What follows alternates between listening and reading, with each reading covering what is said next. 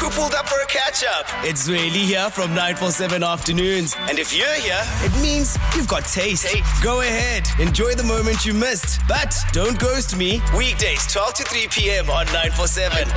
I'm loud and way more fun in real time. And yeah, there's more audio magic waiting for you right here on Prime Media Plus. Wake up with a bang. Hey, wake up! Anele and The Club On 947. So yesterday, the discussion started around parents, almost 50% of parents regretting ever giving their kids their bank card. And then it kind of made me remember, my dad, I'm sure, once upon a time in his life, regretted giving us his petrol card. Oh, yes. Yeah, because then we found ways around it. Then, I'd pour a friend of mine a full tank and she would give me the money cash.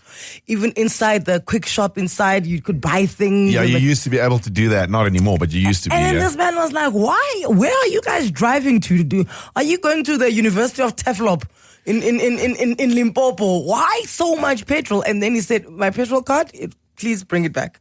And that was the end of that. And then that was the end of that. But I mean, yes, we were wrong. But I think that he missed out on an opportunity to teach us a lesson there. To teach us the value of money. Well, I mean, I think everyone struggles with that these days. Teaching kids value of money, teaching yourself the value of money. It's tough. Because you only learn later in your life the true value of money. And I think that we have to get to a point where we're teaching kids not the amount of money. The amount and the value are two different things. Absolutely. Right? And I think it's interesting. I mean, I see it with my friends who've got children, right? So a lot of them, when you look at background, you grew up with less than. Yeah. So you always want to sort of provide for your children so they don't feel as though they're lacking. But also, then how do you balance that with teaching them the value of 200 Rand, right? It's 200 Rand, yes, that's a number. But here's what it can do. Here's how it's earned. And the fact that actually it's a resource that can run out for most people. This is true, because I believe children do not think that money can run out. We as adults, it's always at the back of your mind around how you run your life, the things that you buy, the places you go, the houses you live in, is that you need to be comfortable, right? But I don't think kids understand that. And I want to know from parents how, and literally, I'm not just creating conversation. I have 3 kids. We need to know, how do we teach kids the value of money? I think, and this is the thing I've seen with parents, is that everyone has their own little way of doing it. And some of them are very clever. I need the clever ones. Very clever ways of showing value to their kids. And please don't get it twisted. We're not asking you how do you teach your kids how to save. That can be part and parcel of your discussion. Yes. That falls under what we're asking. The umbrella discussion here is, how do you teach your kids the value of money?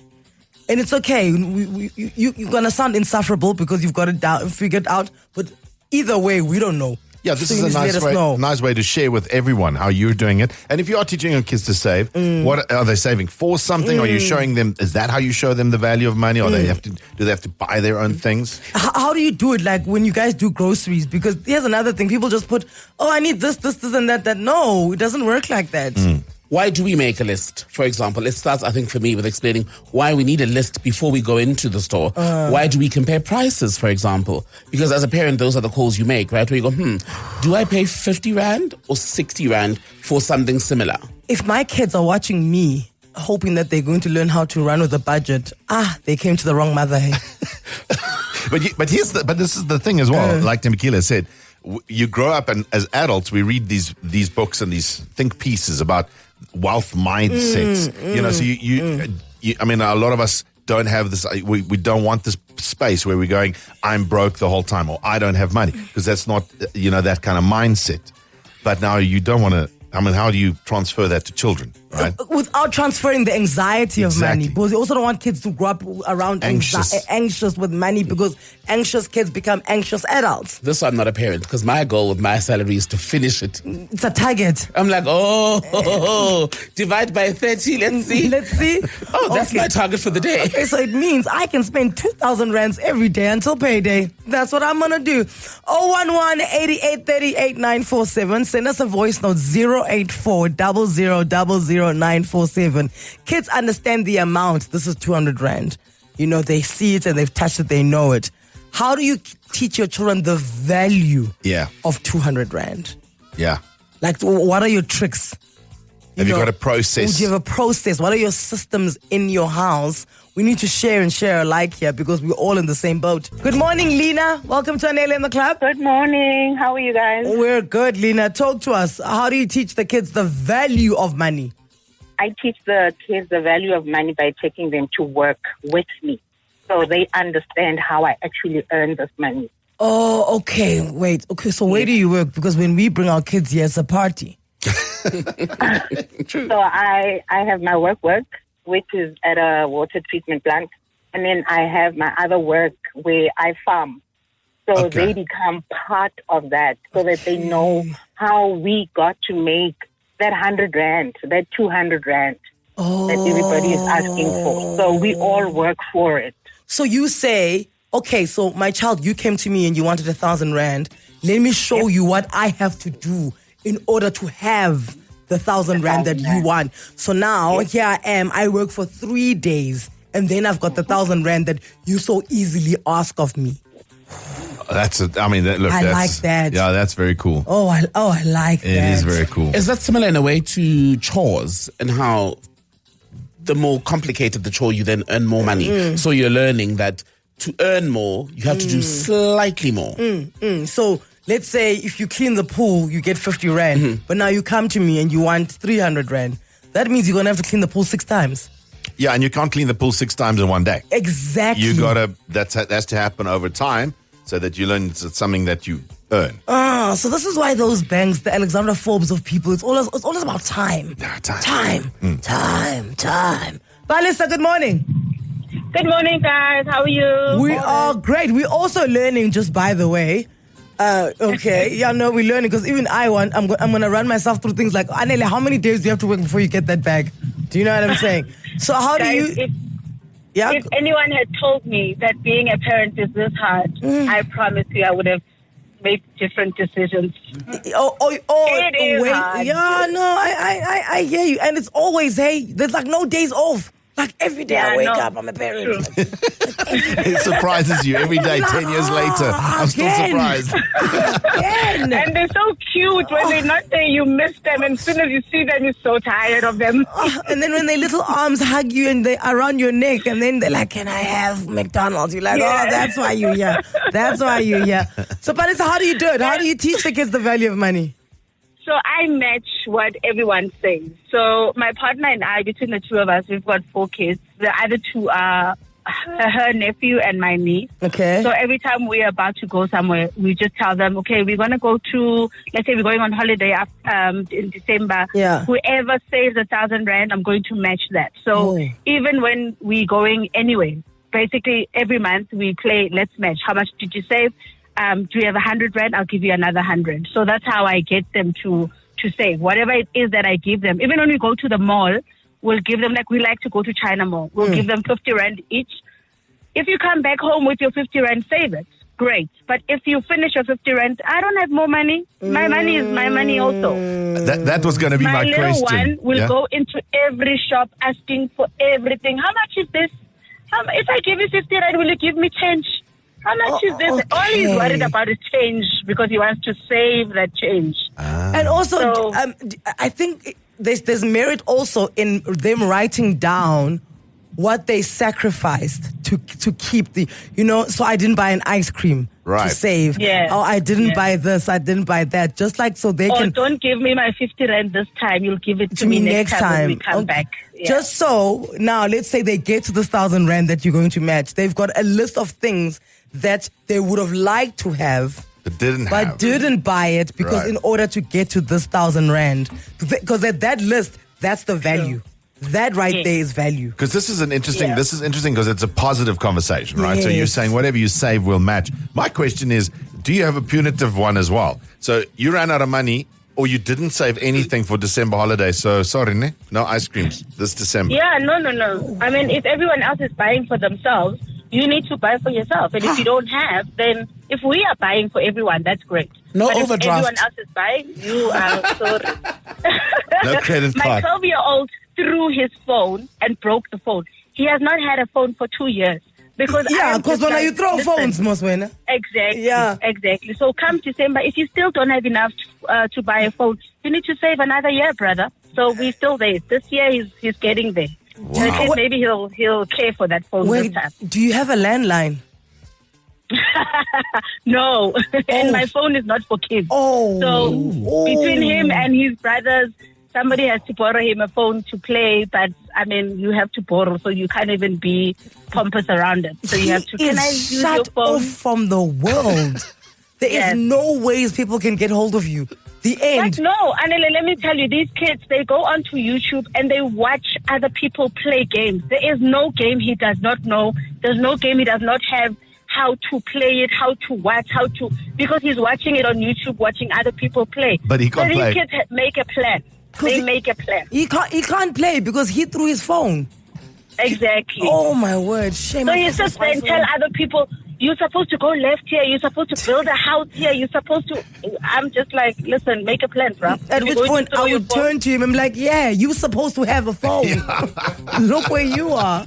With my little one, we realized that money doesn't really work when it's on the card. So we started to give him cash. Over the term 2 holidays, he accumulated around 250 Rand in the first 2 weeks. What my husband and I do is we give the kids a certain amount of spending for the month at the beginning of each month. That is for whatever else you need, except, for lunch things, obviously. But if there's a friend's birthday party coming up and you want to buy a nice gift, you have to use that money. Anele, I think we as mothers need to make peace with this. Mom means made of money. Finish and cloud. There's nothing we can do. That's it. We're done. I already know the value of money because I sell sweets. I have a business.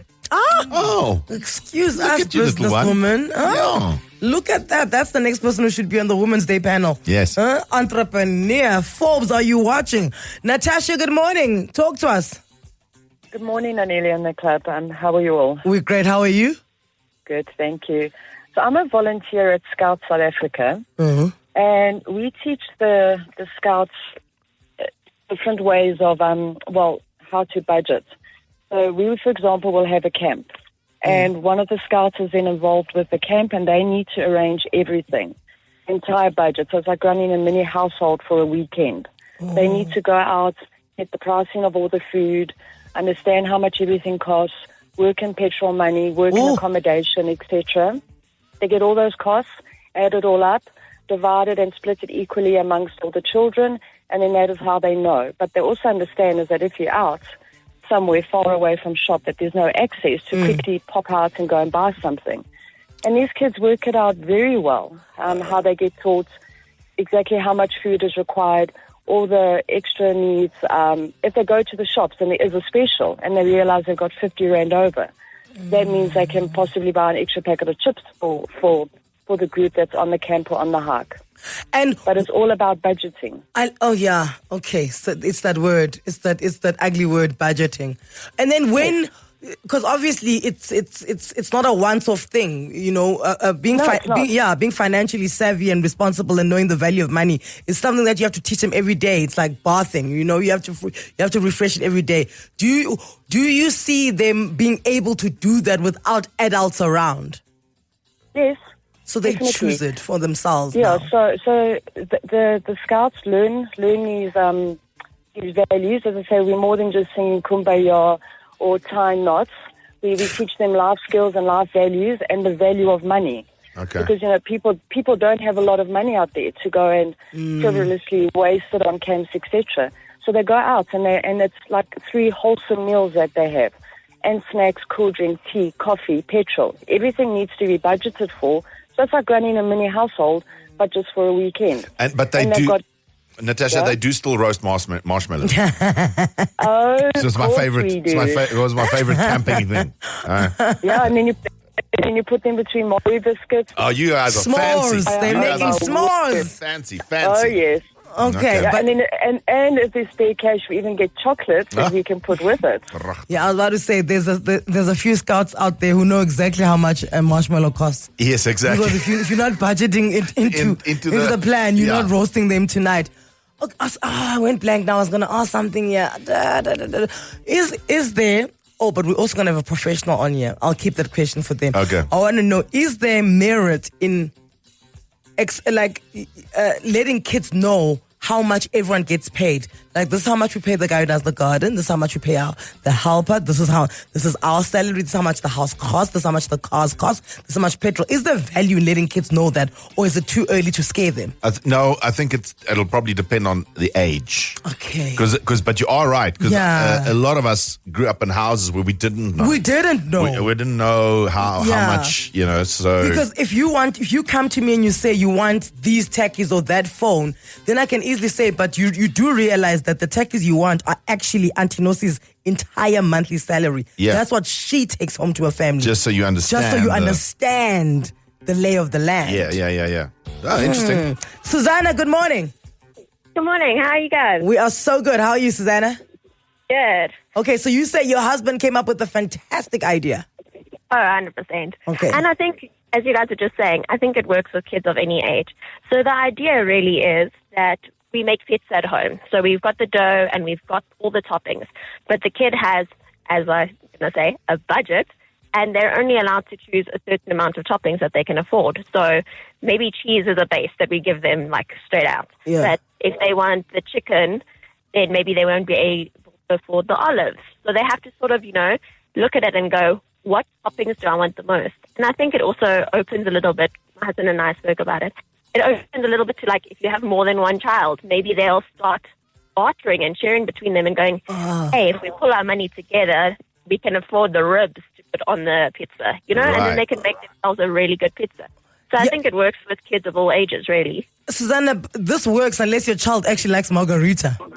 Then you're in trouble. Then they're like, I don't care. I want, cheese came with the family and that's what I want. But this is a fun really way. fun idea. This is a really cool idea. I think this is very cool. Because most of the kids like pepperoni, right? And that's expensive. Yes, and then they want ham or they want bacon or they want a pineapple or evo and all of that. Yeah. So the more you put on your pizza, the more you're paying.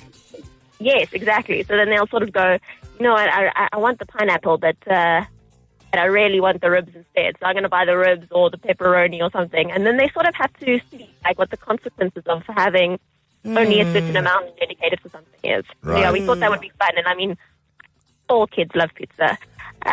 If my child is asking for margarita, I'm going to be checking temperatures. But yeah. And you find that it's working, hey? Yeah, I think it will work fantastically for everyone, really. It's a super nice conversation starter to this budgeting idea. I think that's what's cool about this clever plan your husband came up with. Because then you can, later in life, you can equate. Yes. Remember we used to make pizzas. Yeah. All right, now we're doing it. Now we're doing like this. Yeah. Okay, so you guys want skins from Fortnite. Right. You know what I'm saying? Yeah. This is how much it's going to cost you. Much like when you had to pay for your own pepperoni, this is the same thing. Very so clever. we bought you the PlayStation, but the toppings are yourselves. Right. That's your responsibility. Very clever. We like it. For the last 2 years, we've been telling him the value of things, and when he gets spending money, and if he loses his school jacket or something, we tell him, well, you're going to pay for it. So now he understands the value of money. So on school holidays, I get my son to work at my restaurant, so he knows the value of money. So he has to spend his own money when he has to buy something. My kids feel they should be ambassadors of every sport at their school. So we only pick one tour for a year for them to can go on.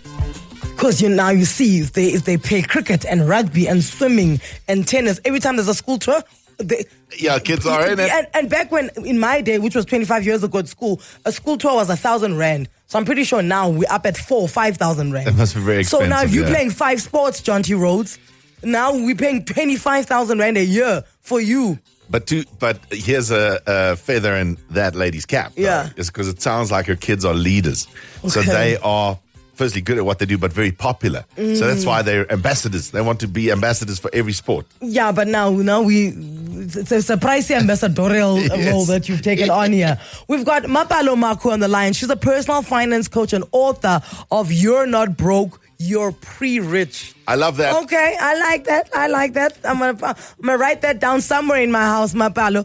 Good morning. Thank you so much for your time. Welcome to Anele and The Club. Good morning, Anele and The Club. Thank you so much for having me. Mapalo, talk to us. How do we teach kids the value of money? Anele, I always find it funny, especially when I talk to parents, because that's the first question they want to ask me.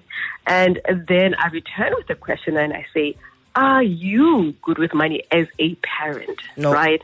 Because oftentimes our kids do not learn so much from what we say, but rather what we do. They are very observant. They're always watching us. How do you react on payday? How do you react when you have money? How do you react when you do not have money? So you as a parent, you have to become good with money and know the value of money and interact with money in such a healthy way that models that, you know what, money is nothing to be scared of. It is only a tool. So that's always my first question. How do you as a parent interact with money? What is your own relationship with money? Because so I have a question. Sorry to interrupt you. Yes. So is it wise and healthy to have kids who live for payday? Because you know, some parents are like that. No, we can only discuss it at the end of the month. Oh, I need this. Oh no, we can only talk around payday. Then you're raising kids who also live for payday. Then you're raising kids who've got anxiety all month, and then only on the 25th or the 31st, then it's sunshine and rainbow again at the house. That's not a wise thing to do, right, Mapalo? No, absolutely not. You don't want to raise your kids with a mind of scarcity that we do not have until such and such a day, right? You want them to engage with money and say, oh, all right, we have a budget as a household, and these are the things that we can get within this week or the following week, but always framing the conversation around money in a positive way. And also remember, when you say no, don't just say no. Don't let it be a hard no. Say, we cannot do that yet, but let's budget for it. Let's take a look at our numbers, right? Remember, again, you're trying to teach your kids delayed gratification. Scientifically, it's been shown that kids who have delayed gratification succeed even better than those who could have immediately. And I know sometimes even parents who can afford, right? You have to put that measure in place to say, you know what? Yes, you want the game. I heard a lot of parents talking about games. I have 2 sons myself, and I know all about that world. So it's always to say, okay, we can have this thing, but what have you done around the house? How have you earned this thing? Because remember, as much as we want to give our kids absolutely everything, we're also raising people who are going to be adults, right? Who will have to handle money. And how you frame those conversations around money right now is very important. Delayed gratification. Does that mean like you're teaching them to earn it? Is that what we're saying? So there's like a... It's what you were saying. Like you take 2 weeks. Yeah. Like I was saying, Mapalo, I was saying, a friend of mine have this 2-week rule. Yeah. If you want something, then we're going to wait 2 weeks and then we'll check again if you want it. Yes, so I think it's a bit of both, right? Because remember, also, our kids don't have to earn absolutely everything we want to give to them, right? But it's saying, yes, there are things that they will have to work for, as everybody will have to in life. Then the second part is, yes, you want to give your kids really amazing things. You want to give them good experiences. So, for example, we are planning a holiday right now for the September holidays. And we said, okay, do you want the ocean? Do you want the mountain? Do you want like a little short getaway? Where would you preferably want to go? And, you know, both of them said what they wanted to do. And I said, okay, if we were to try, this is how much it's going to cost. So I love an Excel spreadsheet. Not everybody does, but it's always showing them, take them through the planning phase as well and show them what things cost. Another way that you can actually teach your kids, if you do go grocery shopping, I know now there's deliveries, but if you do go into the store, make them see what is the price before they put it into the trolley. What is the price of that thing? What does that cost?